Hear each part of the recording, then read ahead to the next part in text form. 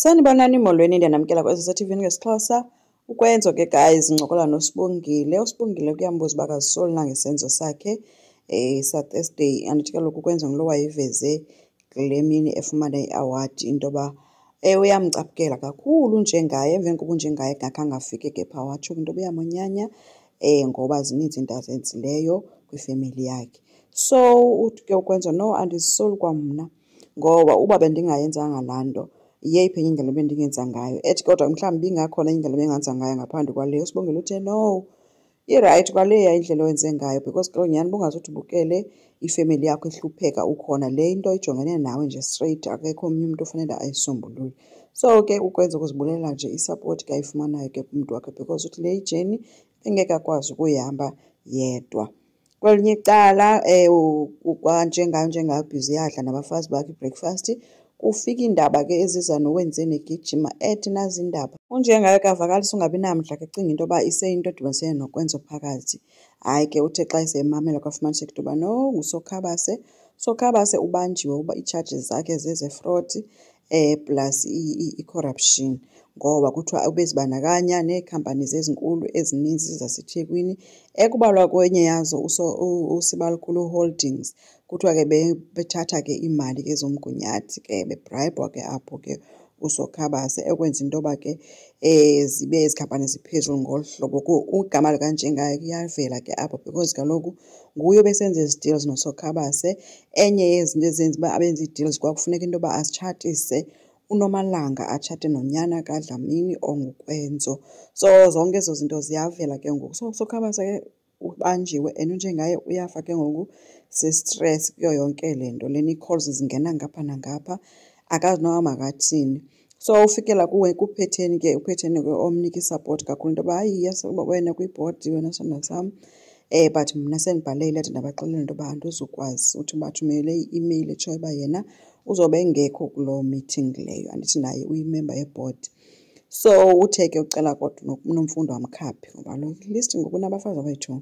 So wathi ke makamkhaphe ke uNomfundo ke besithi yena hayi akazazi mos ezi zinto. Wathi omnye no, kaloku kufanele ube khona ukumsapota umyeni wakho. Kuthe kusenjalo ke yatsho ke ifowuni ngapha ngapha uzoba uyashawutisa unjengaye. Ngapha kungena uwenzeni uthi yho akuzontathela egeyithini. Hey uNomfundo uthuke loo nto uba kanti guys i-privacy ayikho nakulo mzi. Wabe semxelela kuPhetheni uba kaloku thina siyi-public figure asinayo into yoba kuthiwe thina sidinga isipeyisi sethu ne-privacy nantoni.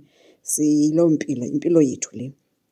Abe sisithi kunjengayo uyaphuma kuNomfundo makahambe.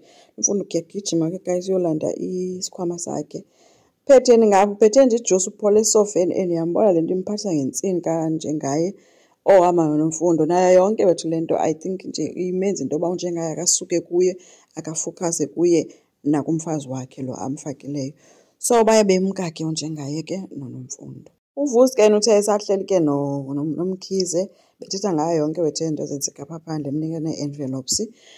Kwasekufika ke ugcina enxibe iloko entle emhle kwayena. Heyi wajama ke sanoVusi engazi noba kwenzekani. Wade wambuza uba hayibo uyaphi wamhle kangaka. Wathi omnye hayi ndisaya kwiitshomi zam siyokwenza i-shopping. Ayikho ke yonke loo nto ke guys yayazi uba apha yakhona uyakuphakamani. And ubembona nje uVusi uba no akaqondi kakuhle. Wathi ke cela ukumkhapha. Wathi omnye no, sidisayide into yoba sizohamba nee-partners zethu sizazihambela nje sodwa. Nam ke andizuthi gqi abanye beshiye abantu babo mna ndithi gqi ndihamba nomyeni wam. So ndiza kubona sizophinde siye ngelethu ixesha zoba yi-2. Uphumile ke guys wamshiya ke uVusi enjalo kodwa umbona uba heyi uyakrorha. KwaMkhize indlela abemjonga ngayo ugcina ubumbona uba ikhona into ayibona uba iyenzeka okanye uMkhize ayaziyo but ke asikaze sibonise uba khona into ayaziyo. Okay, kwi-boardroom ke guys ufike ke unjengaye elindiwe. uNomfundo umshiye ngaphandle uthe hayi uzophinda abuye angena. Andithi ayazi uba uNomfundo akho nto ayaziyo mos ngezinto. Uthe ke ucela amlinde uzombiza okanye uzozomthatha kuloo ndawo ahleli kuyo. Makabe qoqa nje. So wangena ke ke ufikele ke guys kwi-group yakhe ke i-board members zivutha ke.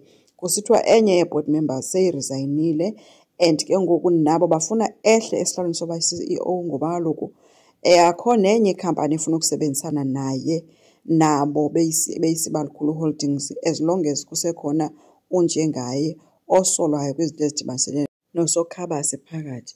So-ke kunjengaye kuthe-ke hayi akazukwazi le khampani wayiqala phantsi yena wazakhela. So into engeke yenzeka ukuba kuthiwe yena makaphume. But ke batshilo into yoba no, ayikho enye indlela esizokwenza ngayo ze sikwazi ukusebenzeka apha. Funeka wena wehle esihlalweni kungene omnye umntu endaweni yakho. Kuthe ngokwasebhizi ke ngapha, kanti Nomfundo ngokabhizi ngapha zitafile, kwafika intombazana enguPhumla eyintatheli. Yafika seyisithi ke kuye ibizova nje uNomfundo besesithi hayibo anikwazi nabani nani uba nibashiye phantsi nje abantu ke nibanike umoya.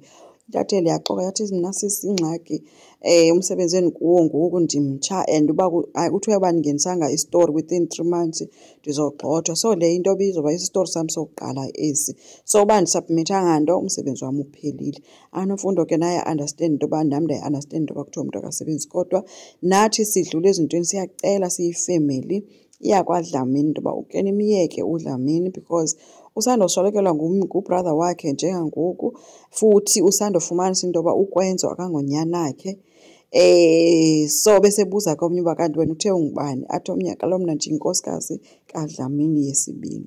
So Nomfundo uzikhuphile ke guys indaba engaqondanga phofu. Asazi ke uba imphathele ntoni into ezalandela ngoba azawuxabana ngoba kaloku kongezeleka nje enye into phezu kwenye, ufake ityiwe esilondeni kunjengaye. So kusekhona umoya omkhulu osazobhebhetheka kule handle. Asazi ke guys.